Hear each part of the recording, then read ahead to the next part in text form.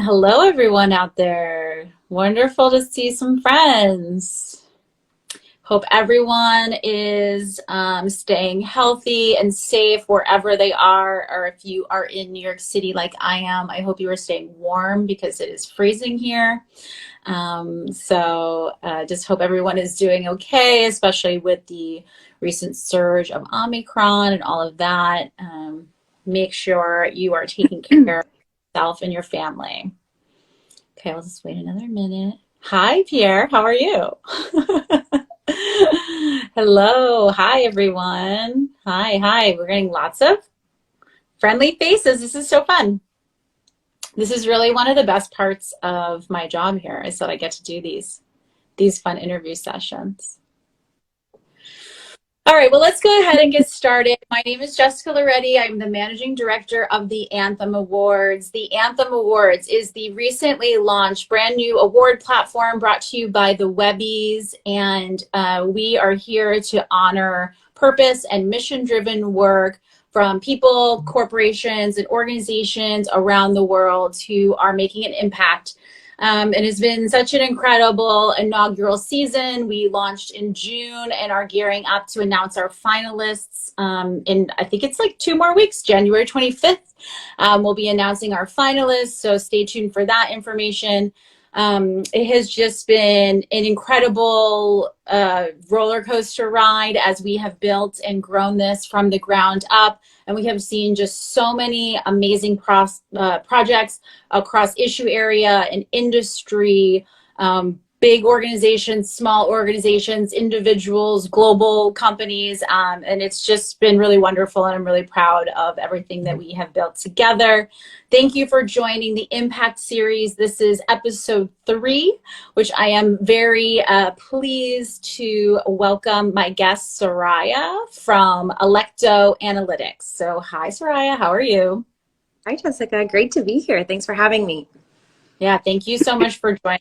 So let's just dive in. So can you start by talking a little bit about your background and introduce yourself to our audience? I know that you have a background in law, your co-founder has a background in finance.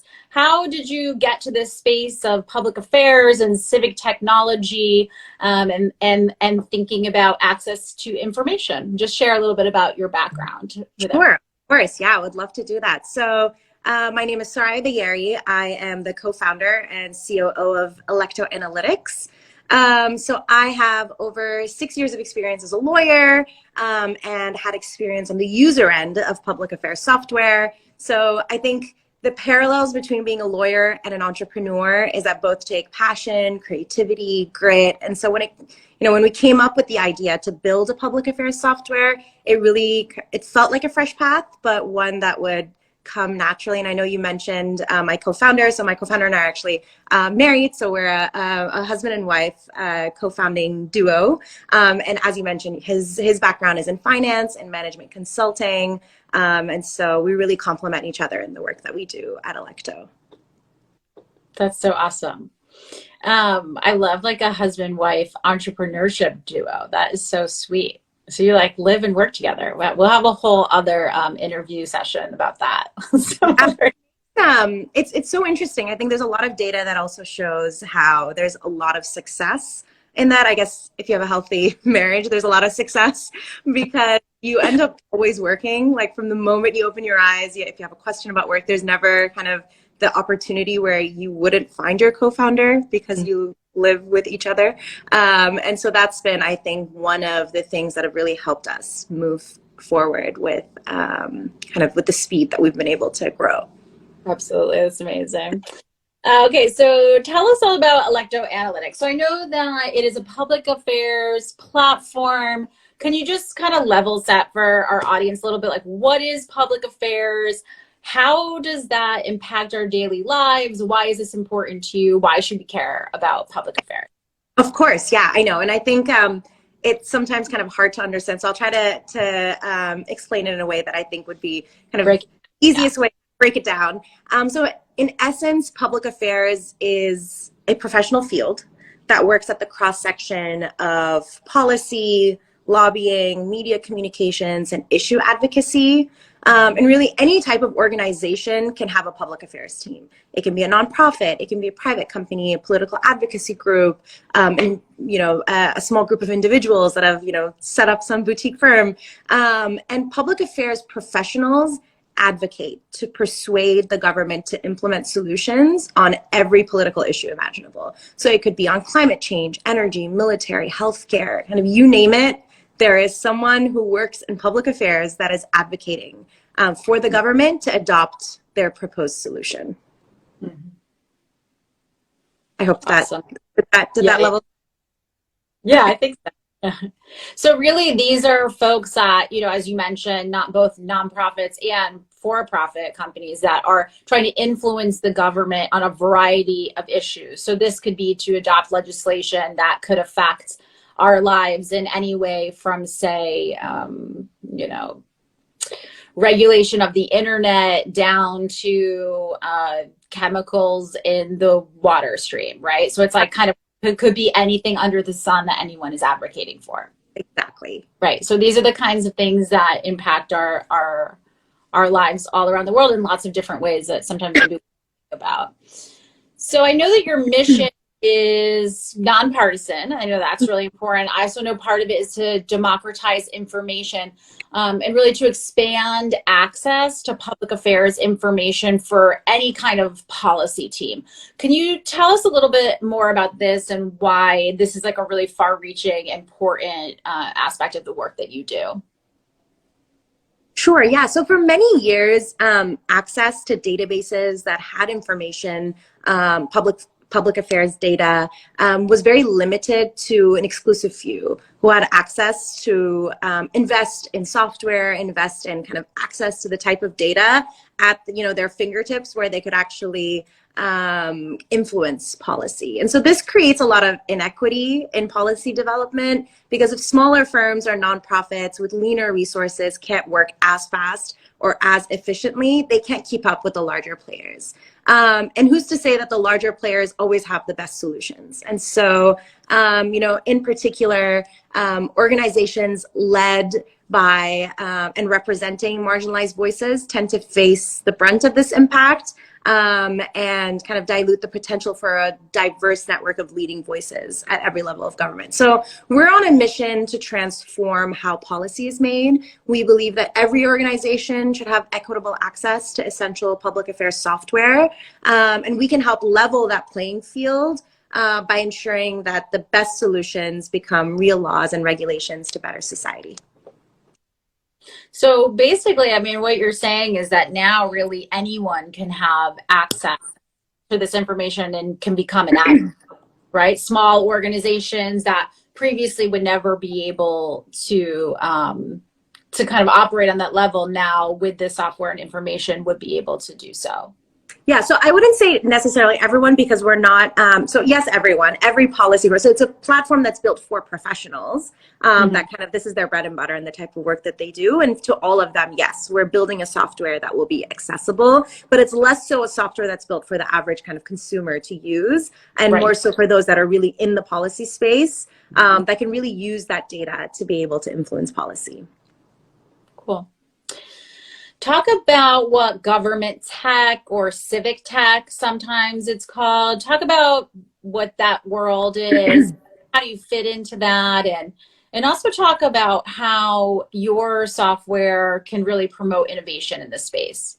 Yeah, that's a great question because I feel like we hear kind of gov tech, civic tech thrown around all the time. And sometimes it's really hard to understand kind of how what the interplay is between them. And so kind of the way we see it is that GovTech represents kind of the fields of tech solutions that are designed to enhance government capability. But on the other hand, civic tech is usually kind of when you build tools or advanced tools that help empower ordinary people to engage in democracy, often through, there could be increased access to voting or election education. And kind of that's how I see civic tech. And in a lot of ways, we fall in the middle because we empower ordinary executives to conduct professional government lobbying by using our software. So I would say kind of that's where we'd fall. And then to answer your question on innovation, I think our software promotes innovation through reimagining the process of building and executing a policy agenda. In other words, we're able to transform how policy advocates, research, develop, and lobby for solutions to kind of, the world's most pressing problems. Cool.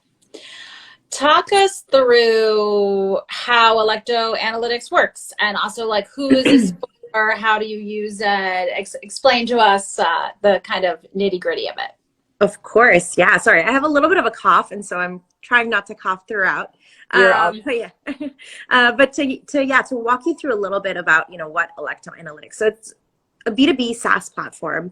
Kind of you can think of Electo Analytics kind of very similarly to how a Google Workspace is, but tailored to policy teams with AI capabilities. So it's designed for public policy teams to keep up with the fast pace of their work in a collaborative environment where they can kind of comment on bills and kind of highlight things and work on projects in our project hub together. So within the software, they can use our tools, and a number of them that I can kind of maybe share a little bit about are we have a legislative and regulatory tracking tool, we have a think tank tool, we have stakeholder directories and AI-powered policy monitors to kind of that can help teams work fast under tight deadlines and really help these teams kind of work on their agendas most effectively. And I think another thing that I'd love to mention, which is really interesting, is that there are tens of thousands of organizations who lack access to public affairs software. And I think that because a lot of the comparable softwares that exist come at a lofty price point and have a lot of unnecessary bells and whistles, it's a lot less difficult to have access to them. And we've built our software in a way that it's scalable and can be accessed not only for those smaller 1 or 2 members of a team, but can scale, and we can kind of also support nonprofits that are more mid-sized and have larger teams. Can you talk about some of those tools that you mentioned, like the legislative tracking tool? What is that? How does that work? Sure. So if I want to be able to, so if I work for a particular nonprofit, let's say in the energy space, or kind of, I'm following something related to climate, I can set up a monitor. If kind of a particular search term, something that I'm looking into comes up in legislation at the federal or at the state level, I can be notified and kind of be able to track the process of kind of where it is at what stage of development, kind of without having to daily go and kind of make sure I keep my keep a tab on everything that's happening, both at the state level and at the federal level.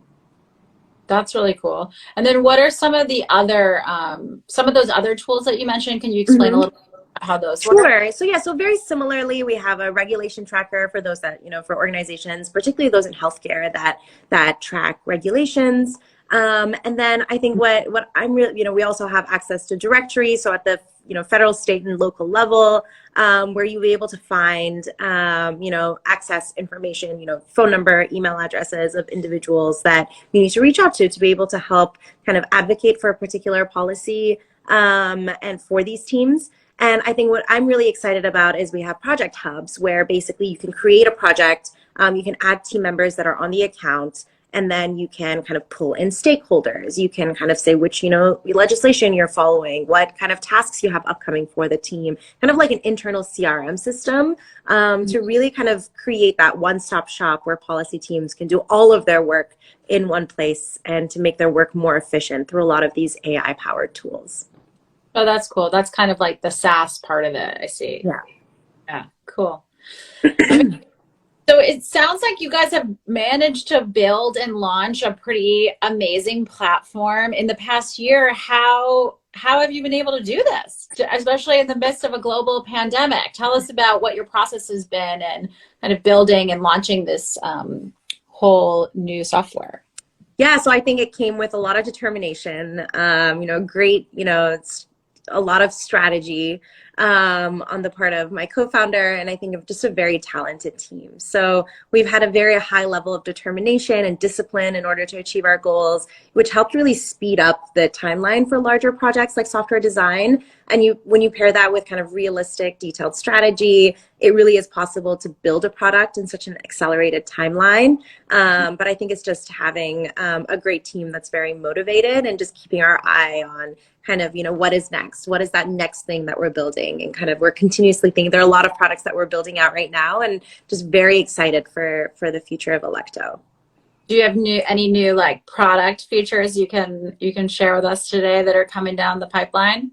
I don't think I can share any yet, but I'll definitely share with the audience where they can keep up to date with where they can find out more about our products and everything that's coming out. I really would encourage anyone that's listening, kind of, we'll do a little pitch, but anyone that's listening that kind of knows anyone that's in the policy space that you think, and I think that